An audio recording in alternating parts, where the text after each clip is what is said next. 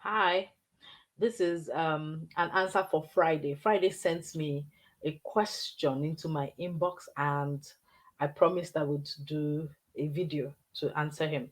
So, Friday, here's your answer. All right, so let's look at Friday's question.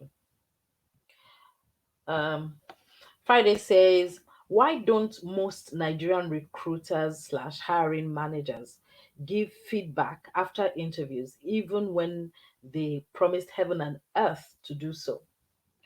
Okay, Friday, first of all, let me clarify that this challenge of not receiving feedback after interviews is not a Nigerian problem. It's actually a global problem, right?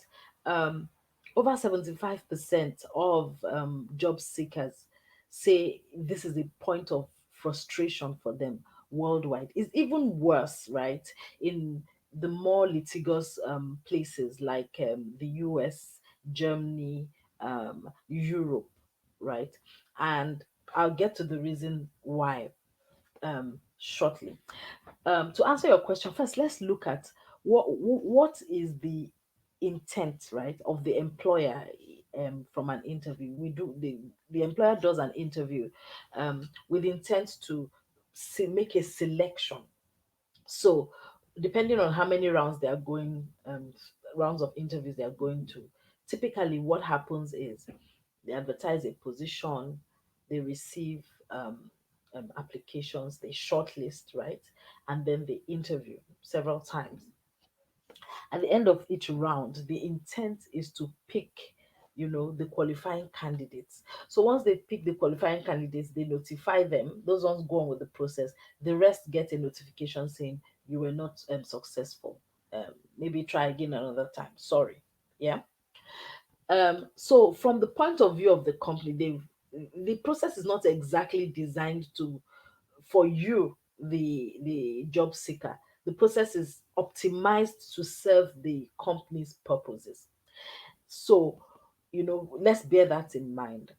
Further, let's just first of all, what's the cost of you getting feedback as to your performance at an interview? So typically you would face, say, a panel, right? For either the hiring manager or the recruiter or the HR manager, whichever is the designated liaison with you, to be able to give you that feedback. It means they have to gather, the reasons why from all the other people and then put it together, then take the time to sit down and email you or brief you as to these are one, two, three, four reasons why you were not successful. Just look at the amount of effort, right, that would take. Now, remember that we are coming from 250 applicants to one position. You're shortlisting down to maybe 10. Some people do more, some people do less. Then you interview every single one of them. Then if you were interviewing, say, only five candidates, it means you have to go back and talk to 20 people. Yeah, if there were four people on the panel. So for each of the five candidates, you have to talk to the interviewers 20 times to gather that feedback before you collate it, before you then start calling or emailing the candidates to give that feedback. That is a lot of work, right? If you just add that to the fact, as I said before, of you have other positions to fill, you have other KPIs to meet, it's simply too overwhelming for the average recruiter or hiring manager. In the case of the hiring manager, doing interviews, right, and giving feedback is not their core job. They still have their KPIs, right, to meet, and yours might not be the only position they are trying to fill. Just think about that. So let's say if for every position they are trying to fill, they have to interview five people. Just think about that. It's a lot of work. It's worse with recruiters. That's not the only company, not the only position, and not the only company, right? They're trying to fill positions for.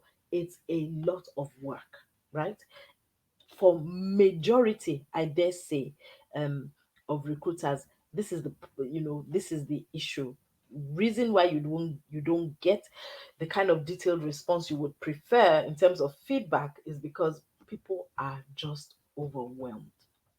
But I mean, it didn't used to be so in the past. In the past, you could still get some kind of effort to give you. feedback. However, the next factor, right, now comes into play. Giving you feedback, right, can be a bit of a risk. So at an interview, remember I've said to you that what the considerations that go into selection are: can you do the job? That is, do you have the qualifications, the experience, the demonstrated competencies, right, to do the job, and the track record? Then will you do the job? That is, do you have the interest, the motivation, right, the ambition required to do the job? And the third is fit. Um, do you understand the mission? Do you fit with our culture? Are you a member of our tribe? Right? And that at the interview process, you know, fit is the biggest discussion, really, that they are trying to, because it's softer than the harder things that they're trying to fit. Okay, now that I've painted that question, that scenario, now you will then realize that for a lot of the time, right, some of those decisions are subjective, especially around fit. And so if you've gone through an interview and um, from the company's point of view, um they've selected a panel, and they would take the outcomes from the panel. So you face the panel. Let's say two out of three or three out of four of them are not going with you because they don't feel that you fit. So it's not because you're not qualified, it's not because you're not experienced, but because they don't feel that you fit, right? If they give that feedback, then I mean you're out of it, out of the running for the job. Yeah, it will be a risk for the company to come back and tell you, we didn't pick you because you didn't fit.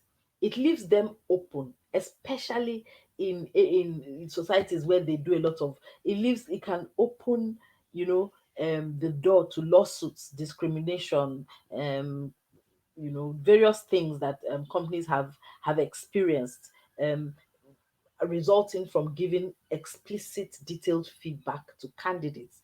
Even here in Nigeria, where we don't sue so much, right? It could still lead to bad brand exposure.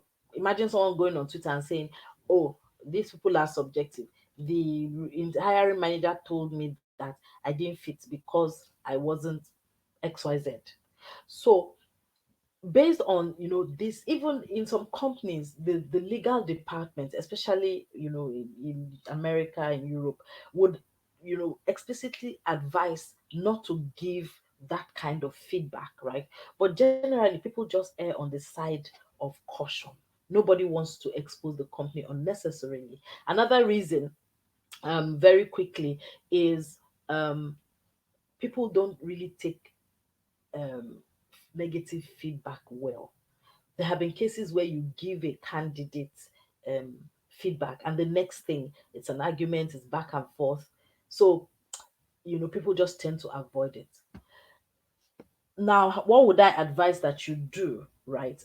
Given all of this, if you do get feedback, appreciate it. They've put in an effort, right? And they've taken a risk to give you that feedback. How do you get feedback? We've said at the end of the interview, ask what the next steps are and who you should be speaking to. When you do approach, so after the interview, approach them very nicely, and just ask for feedback, just based on you want to improve yourself. When you do get that feedback, it's not the time to be argumentative or belligerent. Just take it on board, right, and work on it. But there's no guarantee. I will be honest with you, there's no guarantee that you will get feedback from anyone. But that is something to try. Another thing to try is to take on professional coaching before you go onto the interview. If you work with a coach, right, um, before the interview, they're able to you practice, and they're able to give you pointers, right, as to how to improve your performance.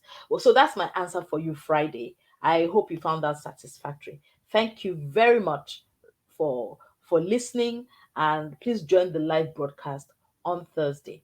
Bye.